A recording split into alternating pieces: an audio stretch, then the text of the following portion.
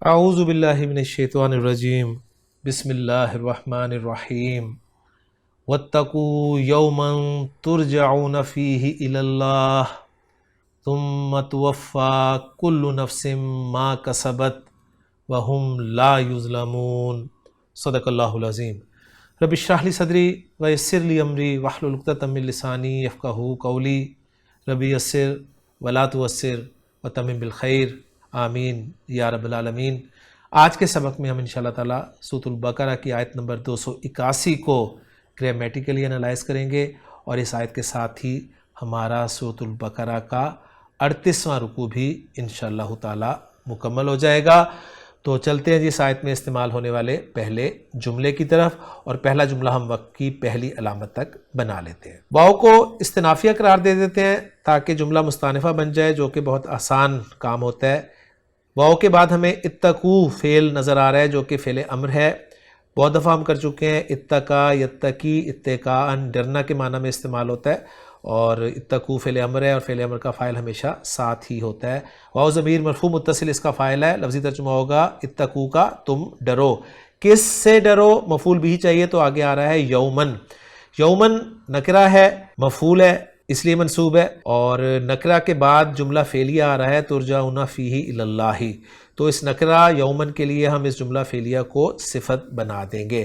بہرحال ترجمہ کریں گے ہم اس کا یومن کا ایسے دن سے، یعنی اتقو یومن، اور تم ڈرو ایسے دن سے ترجعون فیہ الی اللہ۔ ترجعون کو اب ذرا ہم دیکھ لیں، را جیم عین اس کا مادہ ہے، کیونکہ واو اور نون تو جمع مذکر کے صیغے کے لیے استعمال ہوتا ہے، اور تا جو ہے علامت مضارع ہے، اور علامت مضارع پیش کے ساتھ آئی ہے، اور عین کلمہ زبر کے ساتھ آیا ہے، تو گویا یہ مجہول کا صیغہ ہوا۔ را جیم عین مادہ باب ضرب یضرب سے استعمال ہوتا ہے، رجع یرجع رجوعاً، لوٹنا کے لیے بھی اور لوٹانا کے لیے بھی۔ گویا یہ ایسا فعل ہے جو کہ بطور لازم بھی استعمال ہوتا ہے اور بطور متعدی بھی، لیکن جب لازم سے استعمال ہوگا تو ظاہر بات ہے اس کا مجہول نہیں آئے گا، کیونکہ مجہول جو ہے وہ ہمیشہ متعدی افعال کا ہی آتا ہے۔ تو گویا یہاں پر یہ متعدی فعل کا مجہول ہے، تو لوٹانا کے معنی میں ہم اس کا ترجمہ کریں گے۔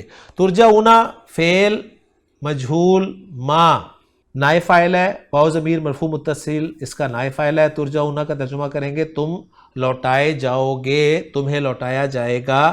فیہ جار مجرور کا مجموعہ ہے، جس کو ہم متعلق قرار دے دیں گے ترجعون فعل کے، اور یہ ہا کی ضمیر جو ہے وہ یوم کی طرف لوٹے گی۔ ترجعون فیہ تم لوٹائے جاؤ گے جس میں، یعنی اس دن میں۔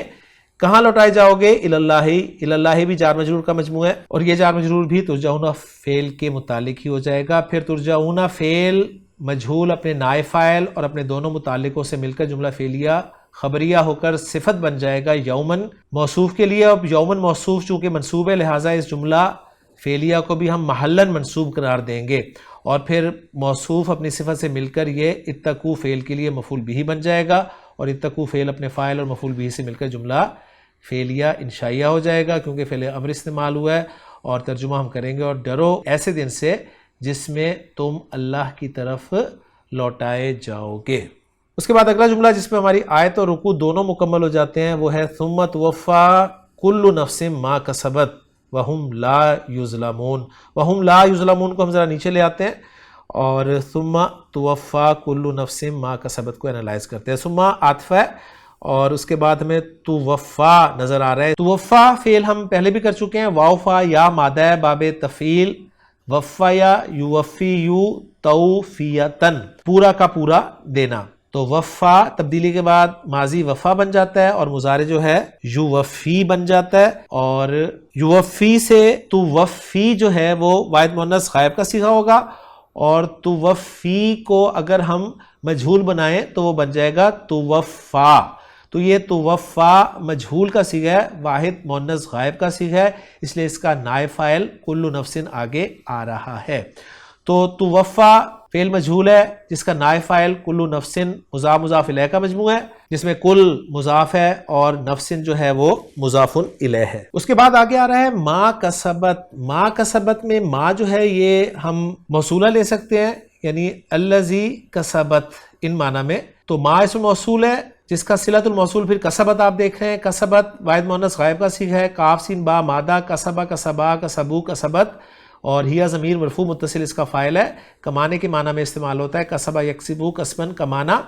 تو فعلیہ جملہ جو ہے یہ صلۃ الموصول بن گیا ما اسم الموصول کے لیے اور ما اسم الموصول میں صلۃ الموصول سے مل کر یہ کیا بن رہا ہے؟ یہ توفا فعل کے لیے مفعول بھی بن رہا ہے. اس لیے یہاں پر ما کا سبت کو ہم محلن منصوب قرار دیں گے. اس جملے کا ترجمہ ہم کرنا چاہیں تو کچھ یوں ہوگا پھر پورا دیا جائے گا ہر نفس کو جو اس نے کمایا. اور آخری جملہ جس میں ہماری آیت اور رکوع مکمل ہو جائے گا وہ ہے وَهُمْ لَا يُظْلَمُونَ. اس واو کو ہم حالیہ قرار دیں گے جس کے بعد جملہ اسمیہ ہمیں نظر آ رہا ہے. ہم ضمیر مرفوع منفصل مبتدا ہے جس کی خبر لا یظلمون آپ دیکھ رہے ہیں جس میں لا نافیہ ہے اور یظلمون فعل مجہول ہے. پہلے بھی ہم کر چکے ہیں اس لیے میں اسے تیزی سے گزار رہا ہوں. ذا لام میم مادہ ظلم یظلم ظلم کرنا اور یظلمون جو ہے جمع مذکر غائب کا صیغہ ہے. واو ضمیر مرفوع متصل اس کا فاعل ہے اور فعل اپنے نائب فاعل سے مل کر یعنی فعل مجہول اپنے نائب فاعل سے مل کر جملہ فعلیہ ہو کر محلن مرفوع خبر ہو گیا ہم مبتدا کی اور ہم مبتدا اپنی خبر سے مل کر جملہ فعلیہ جملہ اسمیہ ہو کر محلن منصوب حال قرار دیا جائے گا. ترجمہ کریں گے وَهُمْ لَا يُظْلَمُونَ اور ان پر زیادتی یا ظلم نہیں کیا جائے گا. الحمدللہ جی سورۃ البقرہ کے 38 رکوع آج ہمارے مکمل ہو گئے ہیں اور آیت نمبر 281 ہم نے مکمل کر لی ہے. انشاءاللہ تعالی اگلے لیکچر میں اگلے رکوع کی پہلی آیت کے ساتھ آپ سے ملاقات ہوگی لیکن اس آیت کا اتھینٹک ترجمہ دیکھنے کے بعد. وَاتَّقُوا يَوْمًا اور اس دن سے ڈرو ترجعون فیہ الی اللہ جس میں تم اللہ کی طرف لوٹائے جاؤ گے. ثم توفا کل نفس ما کسبت پھر ہر شخص کو پورا دیا جائے گا جو اس نے کمایا. وَهُمْ لَا يُظْلَمُونَ اور ان پر ظلم نہیں کیا جائے گا. سبحانک اللہم و بحمدک اشہد ان لا الہ الا انت استغفرک و اتوب الیک.